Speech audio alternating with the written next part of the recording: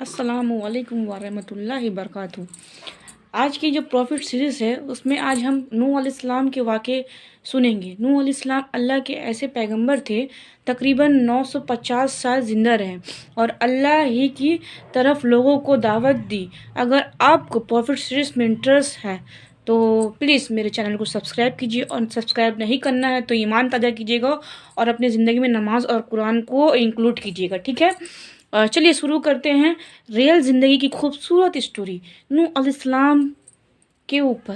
آدم علیہ السلام کی وفات کے تقریباً 1000 سال بعد نوح علیہ السلام تشریف لائے، ٹھیک ہے؟ تو یہ بہت مطلب کہ آدم علیہ السلام کے 1000 سال کے بعد آدم علیہ السلام کی جو نسل تھی وہ بہت عبادت کرتی تھی اور بہت ہی زیادہ اللہ کی عبادت کرتی تھی اور اچھے لوگ تھے ان کی نسل کی، آدم علیہ السلام کی۔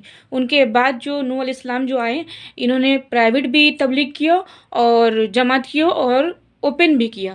تو آپ لوگوں کو ایمان تازہ ہوگا، اس کو اچھے سے دیکھیے اور ایمان تازہ کیجیے، ٹھیک ہے؟ اور آپ لوگوں کو جو بھی جن نبی کے بارے میں دیکھنا ہے پروفٹ سیریز، مجھے کمنٹس کیجیے گا، ٹھیک ہے؟ جو بھی میرے اندر بھی کمی ہے، میرے اللہ تبارک و تعالیٰ میرے آقا صلی اللہ علیہ وسلم سے میں معافی مانگتی ہوں کہ اگر کچھ غلطی ہوگی تو ان معاف فرمائے اور میری اس محنت کو قبول عطا فرمائے، آمین ثم آمین یا رب العالمین۔ نماز قرآن قائم کیجیے، ایک دوسرے کو تکلیف نہ دیجیے، ٹھیک ہے؟ یہ میرے میسج کا ذریعہ یہی ہے۔ پروفٹ سیریز میں آج ہم نوح علیہ السلام کا واقعہ سنیں گے۔ نوح علیہ السلام اللہ کے ایسے پیغمبر تھے جو تقریباً 950 سال زندہ رہے اور اللہ ہی کی طرف لوگوں کو دعوت دی۔ آدم علیہ السلام کے وفات کے تقریباً 1000 سال بعد نوح علیہ السلام تشریف لائے۔ آدم علیہ السلام کے بعد کی نسل بہت نیک تھی اور تقریباً 1000 سال بعد شیطان نے ان لوگوں کو بہکانا شروع کیا۔ نیک اور بزرگ لوگوں کو یاد رکھنے کے لیے ان کے بت بنا لو، تو لوگوں نے کچھ بزرگوں کو عزت دینے کے لیے ان کے بت بنا لیے۔ اس وقت تو بتوں کی پوجا نہیں ہوتی تھی، پر کچھ نسلوں بعد کے لوگ آہستہ آہستہ ان بتوں کو پوجنے لگ گئے۔ کفر اور شرک عام ہو گیا اور ایک اللہ کی عبادت بند ہو گئی۔ تب اللہ نے دنیا میں نوح علیہ السلام کو بھیجا۔ اس وقت انسانوں کی عمر زیادہ ہوتی تھی اور نوح علیہ السلام کی عمر تقریباً 950 سال تھی۔ نوح علیہ السلام نے لوگوں کو اللہ کی طرف دعوت دی۔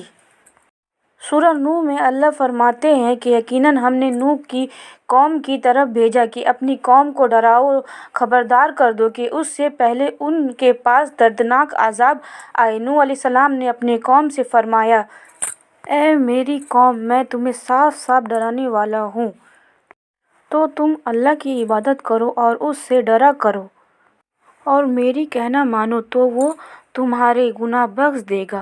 نوح علیہ السلام تبلیغ کے سلسلے میں بہت محنت کرتے تھے۔ دن رات لوگوں کے گھروں اور اجتماعات میں جا کر انہیں دعوت دیتے تھے۔ نوح علیہ السلام لوگوں کو پرائیویٹ اور پبلکلی سمجھایا کرتے تھے۔ یہاں تک انہیں یہ کرتے کرتے 950 سال گزر گئے، پر صرف چند لوگوں نے ہی ایمان لایا اور کوئی نہیں لائے ایمان۔ نوح علیہ السلام کی قوم ان کا مذاق بناتی اور کہتی تھی کہ اگر تم سچے ہو تو جس عذاب کا تم ہم سے وعدہ کرتے ہو اس کو لے آؤ۔ نوح علیہ السلام کی قوم سال در سال برائی میں آگے بڑھتی گئی اور نوح علیہ السلام کو پریشان کرتی رہی، اور کوئی ایمان نہ لایا، صرف کچھ لوگوں کو چھوڑ کر۔ پھر اللہ نے نوح علیہ السلام کی طرف وحی کی اور فرمایا، آپ کی قوم میں سے جو ایمان لا چکے ہیں ان کے سوا اب کوئی ایمان نہیں لائے گا، بس آپ ان کے کاموں میں غمگین نہ ہوں۔ پھر جب اللہ نے وحی کر دی اور انہیں بتا دیا کہ کوئی ایمان نہیں لائے گا تو وہ ناامید ہو گئے اور اپنی قوم کے لیے بد دعا کیے کہ اے پروردگار، تو کسی بھی منکر کو زمین میں زندہ نہ چھوڑو اور مومن مرد اور عورتوں کو بخش دے۔ نوح علیہ السلام نے جب اللہ کو پکارا تو اللہ نے نوح علیہ السلام کو ایک بڑی کشتی بنانے کی وحی کی، لیکن نوح علیہ السلام نہیں جانتے تھے کہ وہ اتنی بڑی کشتی کیسے بنائیں گے۔ تو اللہ نے جبرائیل علیہ السلام کو ان کی مدد کے لیے بھیجا۔ نوح علیہ السلام ایک پہاڑ میں رہتے تھے اور ان کے آس پاس درخت نہیں تھا، نہ پانی تھا۔ انہوں نے بہت سارے درخت اگائے اور پھر ان کو کاٹا اور پہاڑ پر بیٹھ کر کشتی تیار کرتے رہے۔ لوگ جب نوح علیہ السلام کو کشتی بناتے ہوئے دیکھتے تو ان کا بہت مذاق بناتے اور کہتے، یہ کیسے ممکن ہے جو پہاڑ پہ کشتی بنا رہا ہے۔ دھیرے دھیرے بہت محنت کے بعد ایک بہت بڑی کشتی تیار ہو گئی۔ ایک جگہ آتا ہے کہ نوح علیہ السلام نے یہ کشتی 100 سال میں تیار کیا۔ اس کشتی کی لمبائی 300 گز، اونچائی 30 گز اور چوڑائی 50 گز تھی۔ ایک اندازے کے مطابق اس کشتی کی لمبائی 1 کلومیٹر سے زیادہ تھی اور گہرائی 30 ہاتھ تھی۔ یہ کشتی عام کشتیوں کی طرح اوپر سے کھلی ہوئی نہیں تھی، بلکہ اس کو جیسے نیچے سے بند کیا گیا تھا ویسے ہی اوپر سے بند کیا گیا تھا، تاکہ اوپر سے جو بارش برسے انہیں نقصان نہ کرے۔ اس کشتی کے 3 فلور تھے، ہر فلور میں ایک دروازے تھے۔ اللہ نے نوح علیہ السلام کو حکم دیا کہ مومنوں اور اپنے گھر والوں کو اور زمین پر بسنے والے تمام جانوروں کا جوڑا جوڑا اس کشتی میں سوار کر لو۔ پھر اللہ نے آسمان اور زمین میں سے پانی کھول دیا اور سیلاب آ گیا۔ اس سیلاب نے دنیا میں رہنے والے انسان اور جانور سب کو ختم کر دیا۔ طوفان کا پانی پہاڑوں سے بھی اوپر ہو گیا تھا اور صرف نوح علیہ السلام کی کشتی اس طوفان میں باقی رہی۔ صرف وہی لوگ اور جانور بچے تھے جو کشتی پر سوار تھے۔ اتنے بڑے نبی ہونے کے باوجود نوح علیہ السلام کا بیٹا کشتی پر نہ آیا۔ نوح علیہ السلام نے اسے پکارا کہ میرے بیٹے اس کشتی میں آ جاؤ اور کافروں کا ساتھی نہ بنو، لیکن اس نے کہا کہ میں کسی پہاڑ کی چوٹی میں پناہ لے لوں گا جو مجھے اس پانی سے بچائے گی۔ نوح علیہ السلام نے فرمایا کہ آج اللہ کے حکم کے کچھ بھی بچنے والا نہیں ہے مگر وہ ہی جس پر اللہ رحم کرے۔ باپ اور بیٹے کے درمیان گفتگو جاری تھا کہ ایک طوفان موج نے ان کے بیٹے کو غرق کر دیا۔ جب نوح علیہ السلام کے سامنے ان کا بیٹا غرق ہو گیا تو ان کی آنکھوں سے آنسو آ گئے اور وہ پکار اٹھے، اور تو نے مجھ سے وعدہ کیا تھا کہ میرے گھر والوں کو نجات عطا فرمائے گا اور تو تمام حاکموں میں سے بہتر حاکم ہے، لہٰذا یہ ناممکن ہے کہ تیرا وعدہ پورا نہ ہو۔ اللہ نے فرمایا، اے نوح، وہ تیرے اہل سے نہیں تھا کیونکہ وہ کافر تھا اور کافر نسب کو ختم کر دیتا ہے۔ اللہ نے نوح علیہ السلام سے فرمایا کہ آپ ہرگز وہ چیز نہ مانگیں جس کا آپ کو علم نہیں۔ نوح علیہ السلام کو فوراً یہ بات سمجھ میں آ گئی۔ اللہ سے توبہ کیا، فرمایا، اے میرے پروردگار، میں تیری ہی پناہ چاہتا ہوں اس بات سے کہ تو مجھ سے وہ مانگے گا جس کا مجھے علم نہیں۔ اگر تو مجھ سے نہ بخشے گا اور مجھ پہ رحم نہ کرے گا تو میں خرابی والوں میں سے ہو جاؤں گا۔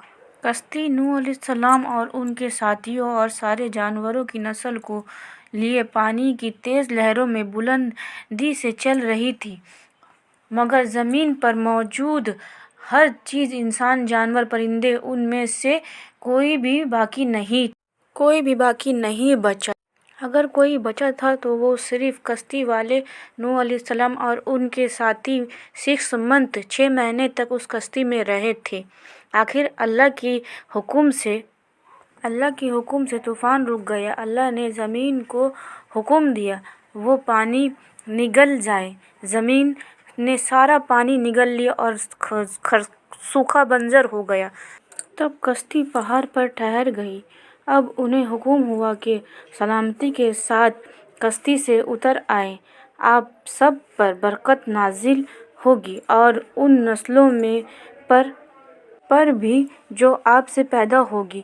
پھر صرف نوح علیہ السلام سے آگے کی نسل شروع ہوئی۔ زمین میں ان کی اولاد کے علاوہ کسی اور کی نسل باقی نہ رہی۔ سارے جانوروں کی نسلیں بھی یہیں سے پھر پیدا ہوئی۔ نوح علیہ السلام کے 3 بیٹے تھے، شام، حام، یافت، جن سے دنیا کی نسل آگے بڑھی۔ شام کی نسل عرب، اسرائیل، سیریا، فلسطین کی نسل گندمی رنگ کی تھی۔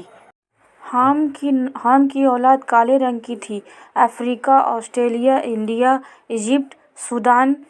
گورے رنگ کی اولاد یافت کی اولاد تھی۔ China, Japan, Korea, Europe. نوح علیہ السلام کے چوتھے بیٹے جو ایمان نہ لانے کی وجہ سے برباد کر دیا گیا تھا، اس کا نام کینان تھا اور اس سے کوئی نسل آگے نہیں ہوئی۔ قرآن میں اللہ نے فرمایا، اور ہمیں نوح نے پکارا تو دیکھ لو کہ ہم کیسے اچھی دعا قبول کرنے والے ہیں۔ ہم نے اسے اور اس کے فرمانبردار پر اس زبردست مصیبت سے بچا لیا اور اس کی اولاد ہم نے باقی رہنے والی بنا دیا۔ طوفان کے بعد نوح علیہ السلام 350 سال زندہ تھے۔ پھر نوح علیہ السلام کی فوت ہو گئی۔ نوح علیہ السلام کی کشتی آج بھی موجود ہے۔ نوح علیہ السلام کی کشتی آج بھی موجود ہے۔ ریسرچ نے ترکی میں اس کشتی کو ڈھونڈ لیا تھا۔ قرآن میں اللہ نے فرمایا، اور بے شک ہم نے اس واقعے کو نشانی بنا کر باقی رکھا، بس ہے کوئی نصیحت حاصل کرنے والا۔ اسٹوری کو لوگ ڈینائی کر سکتے ہیں لیکن ایویڈنس کو نہیں کر سکتے۔ نوح علیہ السلام کی کشتی ایک بہت بڑی ایویڈنس ہے اس پورے واقعے کا۔ تو یہ تھا نوح علیہ السلام کا۔ امید ہے آپ لوگوں کو نوح علیہ السلام کی یہ جو پروفٹ سیریز سے پسند آئی ہوگی، اور میں خود بھی جماعت کرتی ہوں، پرائیویٹ بھی میں کرتی تھی، اور پھر میں ابھی باہر بھی نکل گئی ہوں۔ تو میرے سلسلہ یہ ہو رہا ہے، میں آپ لوگوں کو موٹیویشن دے رہی ہوں کہ میں جب باہر نکل رہی ہوں، میرا پیر جو ہے پہلے مطلب بہت سفید اور پنک رہتا تھا، تلوا جو بول رہے ہیں، ابھی میں جاتی ہوں گھر جو میرا پیر کا تلوا ہے وہ پورا گھس گیا ہے، اور اس میں پورا مطلب کالا کالا جیسے ہوتا ہے نا، کہ پورا میرا تلوا جو ہے وہ درد کی وجہ سے اور بیٹھنے کی وجہ سے، چلنے کی وجہ سے پورا گھس گیا میرا تلوا۔